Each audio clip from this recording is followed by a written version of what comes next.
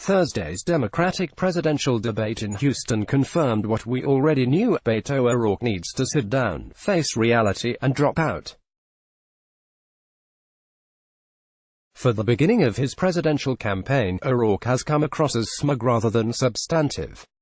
A mediocre man and example of white privilege, if there ever was one. The sheer audacity of his campaign launch was astounding. Imagine losing a Senate race, but thinking you somehow then deserve to become president. And in the now famous Vanity Fair cover story in light of his campaign launch, O'Rourke said he was born to be in it. Too bad he wasn't born with any qualifications or talent. O'Rourke's inadequacies have never been more clear than after the most recent A.B.C. debate. Within 10 seconds of opening his mouth for the first time, O'Rourke invoked the recent El Paso, Texas, mass shooting to exploit the tragedy to stump on gun control and reinvigorate his campaign, blaming it on President Trump, to boot. That's right, his first order of business was to attempt to cash in on a massacre to score political points. Party affiliation aside, all sensible Americans know that such a shameless man ought not be president. Now add in O'Rourke's reiterated disdain for gun owners and Second Amendment rights. On the debate stage, he said, "Hell yes, we're going to take your AR-15, your AK-47, and continued to push his fake narrative of a mandatory gun buyback, aka forcible gun seizure."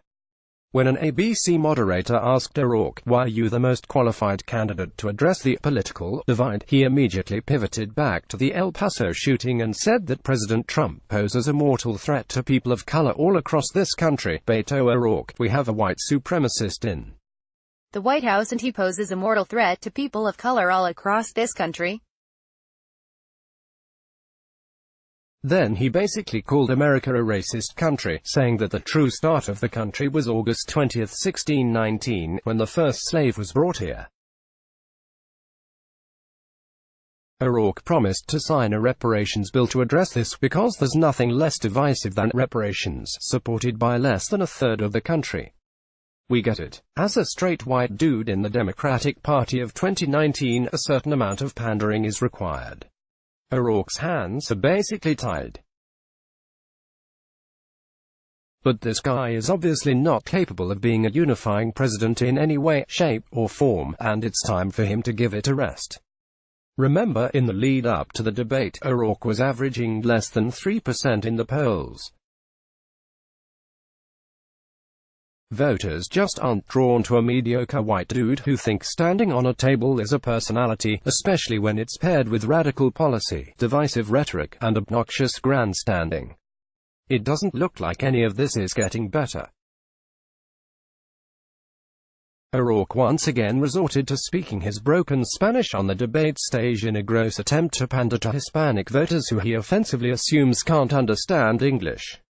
It's never been more clear than after tonight, this man should never become president.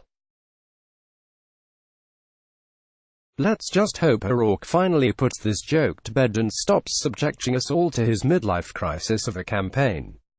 Let's block ads. Why?